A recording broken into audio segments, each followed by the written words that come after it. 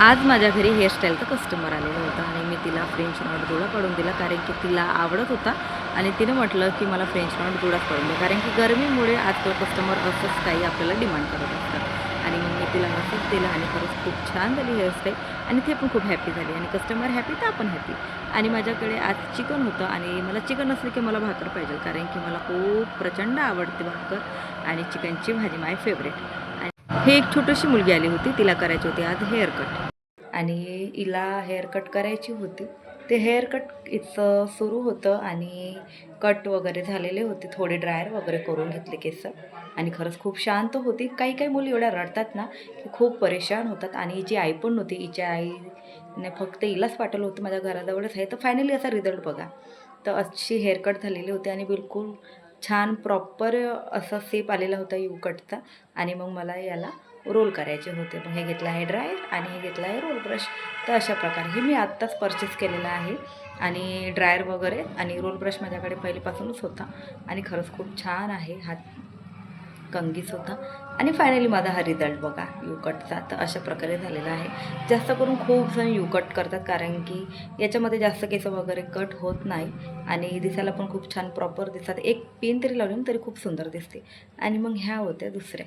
तर यांची hairstyle, makeup आणि साडी ट्रॅपिंग वगैरे होती. तर अशा प्रकारे यांचं फायनली काम झालं कंप्लीट आणि अशी निघायची यांची घाई होती, कारण की यांना सारखे कॉल सुरू होते आणि हेअरस्टाईलमुळे खरंच खूप वेळ झाला, कारण की यांना 2-3 पद्धतीची घालून दिलेली होती. म्हणजे त्यांचीच अशी डिमांड होती की मला अशा पद्धतीची घालून द्या, वेगवेगळ्या पद्धतीची घालून द्या, पण त्यांना ते पसंत नाही यायची.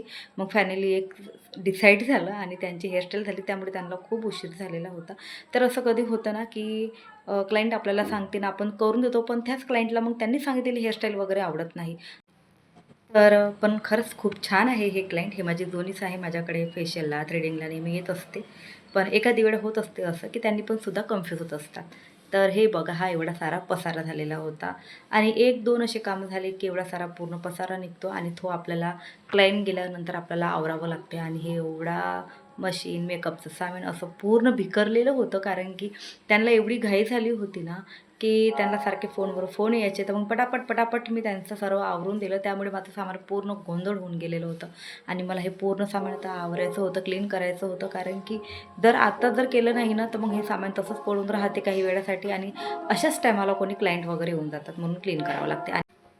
आज मी छान आंब्याचा रस आणि हे आहे सरगुंडे आणि पापड. आज मी पोट भरून खाल्ले आणि मला खूप आवडते. आणि मग दुपारच्या टायमाला मी काय करते तुम्हाला आज हे सुद्धा पण सांगणार आहे. तर मी आज हे असे दुपारच्या टायमाला बसलेली आहे बुक्स घेऊन. जे माझी बुक अगोदरची भरलेली होती, तर मग मी नवीन बुक्समध्ये मला पूर्ण उतरून घ्यायचं होतं. जे कोणाकडे उधारी वगैरे राहतात तर ते मला पूर्ण याच्यामध्ये आज लिहून घ्यायची होती, कारण की उधारी ह्यासाठी आपल्याला लिहावं लागतात.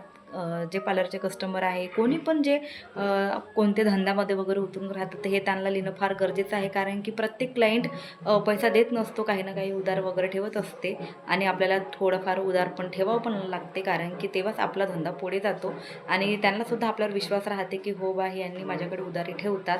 आणि माझे एवढे क्लायंट खरंच खूप छान आहे की त्यांनी माझी खरंच उधारी देत असते.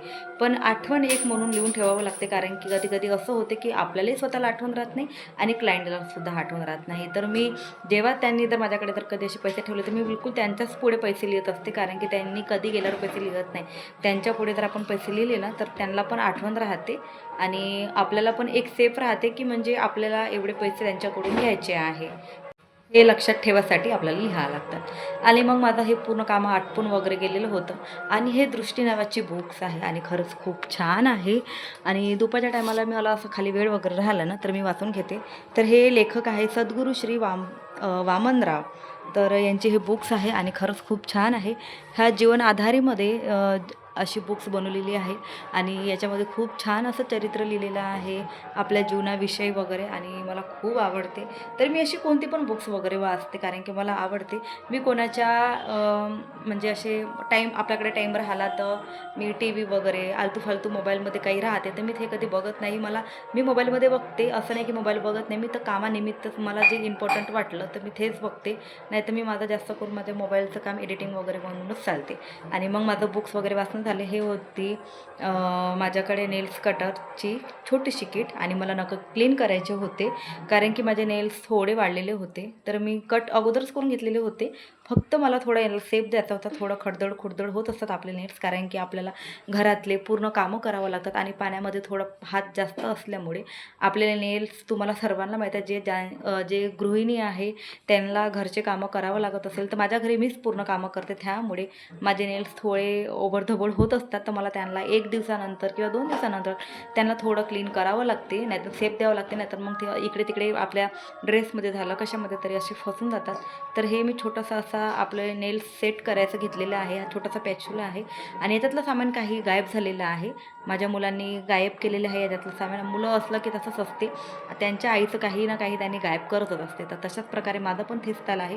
माझ्या प्रत्येक याच्यातलं थोडं ना थोडं असं गायब करत असते आणि हे खरंच नेल्स आपल्याला खरंच क्लीन ठेवावं लागते कारण की सर्वात जास्त आपल्या हाताचा उपयोग होतो आणि आपल्या हातामध्ये जर असं काही मड वगैरे राहिलं ना ते दिसायला पण छान दिसत नाही दिसणारवाल्यांना आणि आपल्याला सुद्धा इचिंग होत असतात.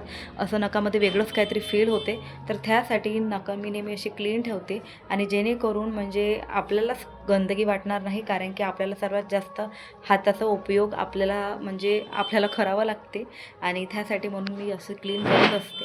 तर मी अशाच दुपारच्या टायमाला काही ना काही छोटे मोठे असे कामं आवरून घेते जे मला स्वतःचे समजा काही घरातले कामं आहे असे दुपारच्या टायमाला कारण की आपण स्वतःचं काही करू शकत नाही, काही घरातले पण कामं राहतात.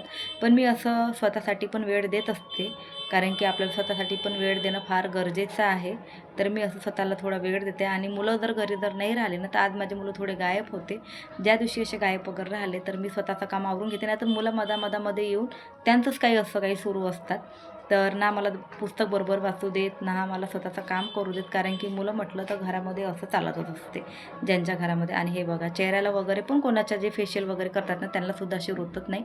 तर अशा प्रकारे मी बिलकुल छोटे छोटे नेल्स ठेवलेले आहे आणि असे माझे नेल्स पूर्ण क्लीन झालेले आहे. आम्ही नेल पॉलिश वगैरे काही लावत नाही, मला तेवढं हाताला वगैरे पसंत नाही. मी फक्त बाहेर वगैरे कधी जाते तर फक्त एकाच हाताला लावते आणि दुपारच्या टायमाला असं मुलं घरी नव्हते तर मी असं मेडिटेशन पण करून घेते कारण की ज्या दिवशी मला सकाळला वेळ नाही मिळाला तर मी दुपारला असं काम करून घेते कारण की याच्याने थोडं आपलं माइंड फ्रेश वाटते आणि आपल्याला थोडी एनर्जी मिळते आणि असं मी दुपारच्या टायमाला माझा वेळ घालवते.